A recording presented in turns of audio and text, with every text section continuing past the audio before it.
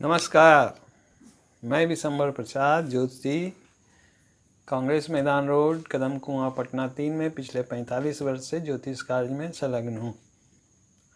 आज मैं श्री योगीनाथ जी का शपथ कुंडली के बारे में आपसे चर्चा करने जा रहा हूँ। भारतीय जनता पार्टी उत्तर प्रदेश में विधानसभा में 270 सीट लाकर सरकार बनाए हैं। शपथ के समय सिंह लग्न का उदय हो रहा था और चंद्रमा पूर्वाषाढ़ नक्षत्र के प्रथम चरण में संचार कर चुके थे। सिंह लग्न में लग्नेश सूर्य होते हैं और वैसे भी योगी जी का जन्म सिंह लग्न में हुआ है। उनकी कुंडली में सूर्य स्थानवली होकर 10वें भाव में स्थित है, जो कि अति उत्तम राजयोग बनाता है। परंतु शपथ ग्रहण की कुंडली में सूर्य लग्न से 8वें भाव में बैठ के कमजोर हो जाते हैं। साथ ही साथ सूर्य नावांश कुंडली में नीच राशि का होते हैं। वैसे एक बात तो जरूर है कि उनका लग्न वर्गोत्तम राशि का है, इससे लग्न को बल मिलता है।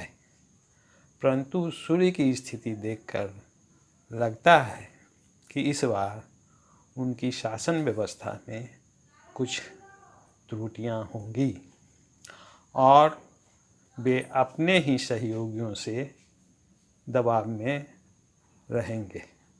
वैसे योगी जी का प्रकृति दबाव में रहने का नहीं है, लेकिन राजनैतिक परिस्थितियों को देखकर उनको इस बार बहुत ही सूझबूझ से कार्य लेना होगा।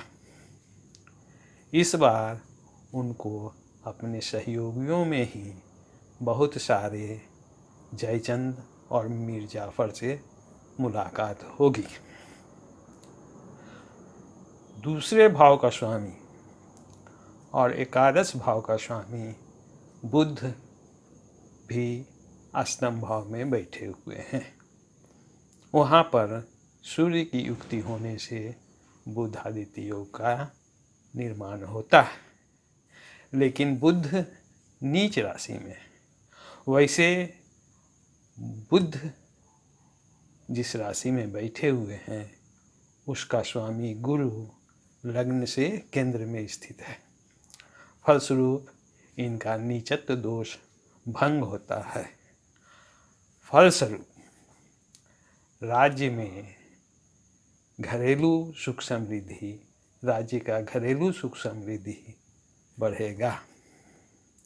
वहाँ विकास के कार्यों में धन का विशेष व्यय होगा और केंद्र सरकार से भी पूर्ण मदद होगी, जिससे इनको खर्च करने में कोई आर्थिक समस्या नहीं होगी और वे पूरे उत्तर प्रदेश में शिक्षा, स्वास्थ्य पर विशेष ध्यान देंगे और हॉस्पिटल, शैक्षणिक संस्थाएं इत्यादियों का भरमार रहेगा, जिसका भरपूर लाभ उत्तर प्रदेश की जनता को मिलेगी।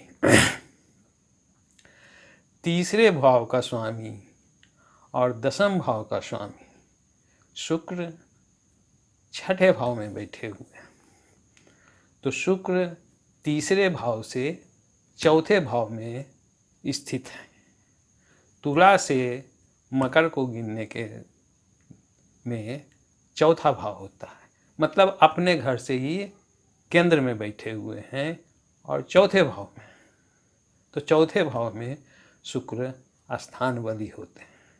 फलस्वरूप राज्य की यातायात व्यवस्था बहुत उम्दा होगी। लंबी लंबी सड़कें बनेंगी, लंबे लंबे पुल बनेंगे, मेट्रो, परिवहन और एयरपोर्ट संबंधी कार्यों में विशेष धन का व्यय होगा और पड़ोसी राज्यों से अच्छा संबंध रहेगा। चौथे भाव का स्वामी मंगल लग्न से छठे भाव में उच्च राशि का है। मंगल चौथे के साथ साथ नौवें भाव का भी स्वामी है और छठे भाव में उच्च राशि के बैठे हुए हैं। तो यह छठे भाव में बैठने से राज्य की जनता थोड़ा परेशान रहेगी।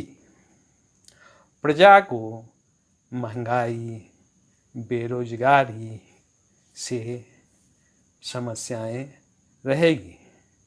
सरकार जो रोजगार देने के लिए ऐलान किए हुए हैं, इस कार्य में राज्य सरकार पूर्ण रूप से सफल नहीं हो सकेगी। साथ ही साथ दैविक आपत्ति जैसे भूकंप, आगजनी, महामारी इत्यादि से प्रजा अशांत रहेगा। अकाल पड़ेगा, भूकंप आएगी, अतिवृष्टि, अनावृष्टि से किसान लोग परेशान होंगे। पंचम और अष्टम भाव का स्वामी गुरु लग्न से केंद्र में है और लगन को पूर्ण सप्तम दृष्टि से देखता है। फलस्वरूप लग्न को बलवान करता है। तो राज्य पाठ करने में दैविक सहयोग अत्यधिक मिलेगा और धार्मिक कार्यों में भी विशेष खर्च होगी तथा जनता में धार्मिक विचार में वृद्धि होगी और प्रजा धर्म के प्रति समर्पण रहेगा। वो हिंदू हो या गैर हिंदू हो, सभी अपनों धर्मों के प्रति कट्टरता रखेगी। छठे और सप्तम भाव का स्वामी छठे भाव में बैठा हुआ है, तो मंगल और शनि की युक्ति, साथ ही इस पर राहु की दृष्टि, ये शत्रुहंता योग बनाता है। इसमें योगी आदित्यनाथ जी अपने विरोधियों पर हावी रहेंगे और अपराधी, माफिया ये सब शांत रहेगा और इस से जनता को सुख शांति होगी। द्वादश भाव का चंद्रमा पंचम भाव में गुरु के घर में बैठे हुए हैं, तो गुरु और चंद्रमा का सामंजस्य ज्योतिष शास्त्र में अच्छा माना गया।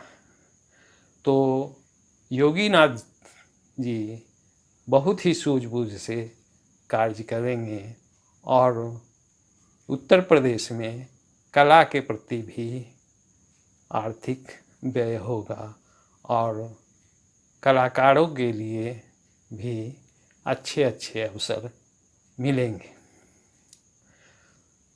तो इस कुंडली में जो सबसे शुभ बात है वो है लग्न का वर्गोत्तम में होना और गुरु को लग्न से केंद्र में स्थित होना।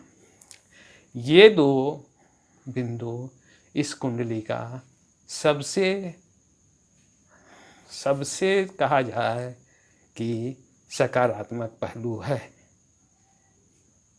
इसके अलावा सारे ग्रह की व्यवस्था ठीक नहीं।